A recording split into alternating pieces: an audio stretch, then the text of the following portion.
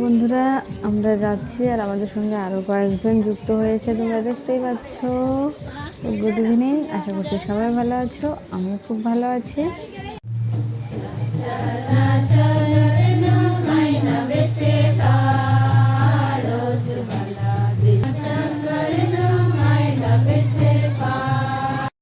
তো কি হয়েছে না হয়েছে সেটা আমি তোমাদেরকে অবশ্যই পরে জানাবো, আর পুরোটা করতে পারিনি সেটার জন্য সরি, কারণ আমরা প্রার্থনা করছিলাম সেই কারণেই। তো এই জায়গাটা দেখো কত সুন্দর সাজিয়েছে, আমার তো খুব ভালো লেগেছে। তোমাদের কেমন লাগছে অবশ্যই কমেন্টে জানিও। সমস্ত কিছু কমপ্লিট করে আমরা বেরিয়ে গিয়েছিলাম জায়গাটাকে দেখতে। কারণটা হলো এখানে প্রথমবার এসেছি, জানি না আর আসতে পারবো কিনা, আর আমাদের মতোই রাস্তার অবস্থা ছিল। আর এই যে দেখো এখানে বিশাল মাঠ, এখানে নাকি খেলাও ছাড়া হয়। সাদা মনে কোনো কাদা নেই, সেই কারণে এই সত্যি কথাটা আমি তোমাদেরকে বলছি।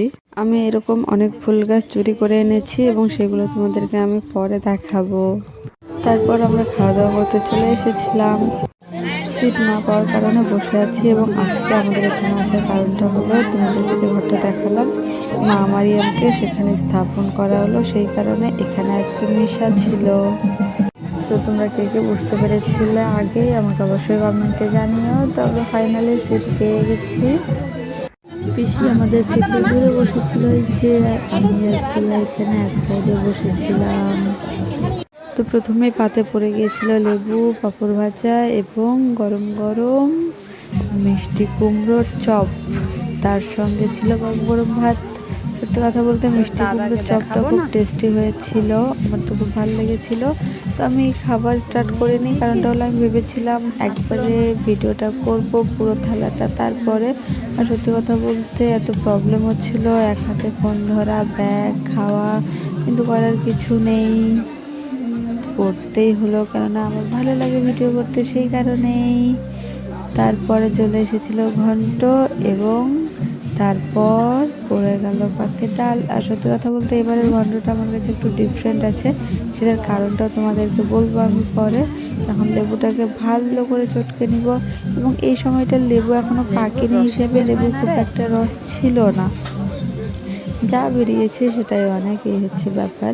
আর এখানে আসার প্ল্যানিংটা হঠাৎ হয়েছে, আমি তোমাদেরকে তো বলেছি, এবং এই জায়গাটার নাম হলো দোখলাইন, আমি তো তাই জানি। তো তোমরা কে কে চেনো অবশ্যই আমাকে কমেন্টে জানিও।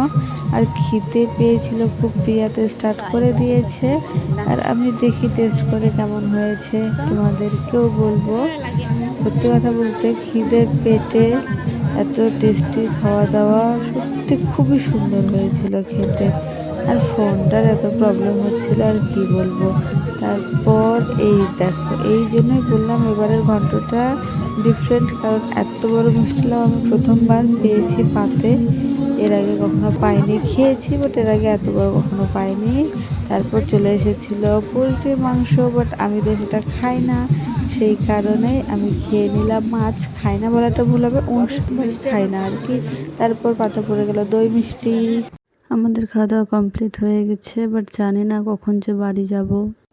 এইটা ছিল পিসির ভাগ্নের বাড়ি, এবং আজকে এনারাই সে আজকের অনুষ্ঠানটা আয়োজন করেছিলেন। আর খাবার পরে এদের বাড়িতে এসেছি, আগে আসিনি, যে কারণে তোমাদেরকে দেখাতেও পারিনি।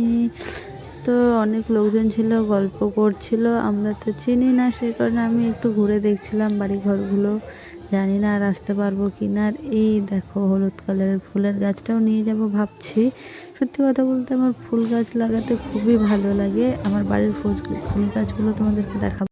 বের হওয়ার সময় ঠিক দরজার পাশে দেখতে পেলাম এই যে অদ্ভুত জিনিসটা, আমি প্রথমবার দেখছি, খুব সুন্দর, বাট জানি না এটা খেলার জন্য ব্যবহার করা হয় নাকি অন্য কোনো কাজে, বাট আমার খুব সুন্দর লেগেছে। যদি তোমরা কেউ জেনে থাকো এটা অ্যাকচুয়ালি কি হয় অবশ্যই আমাকে কমেন্টে জানিও তোমরা। ফাইনালি বাড়ি যাওয়ার জন্য বেরিয়ে গেছি, আর টোটোটা সেই বটগাছ থেকেই পেয়েছি। সত্যি কথা বলতে বন্ধুরা, এই যে দেখো রাস্তার পাশে যে ফুল গাছগুলো থাকে, আমার খুব ইচ্ছা হয় সেগুলো নেওয়ার। আমরা একটু মিনাপাড়া গিয়েছিলাম এবং সেখান থেকেই এখন হেঁটে হেঁটে বাড়ি যাচ্ছি। তো আজকে এই পর্যন্তই। আমার আজকের ব্লগটা তোমাদের কেমন লেগেছে আমাকে অবশ্যই কমেন্টে জানিও। আর যেতে যেতে এই যে দেখো কয়েকটা জিনিসও নিয়ে নিচ্ছিলাম আমি আমার কাজের জন্য। তো চলো, বাই বাই।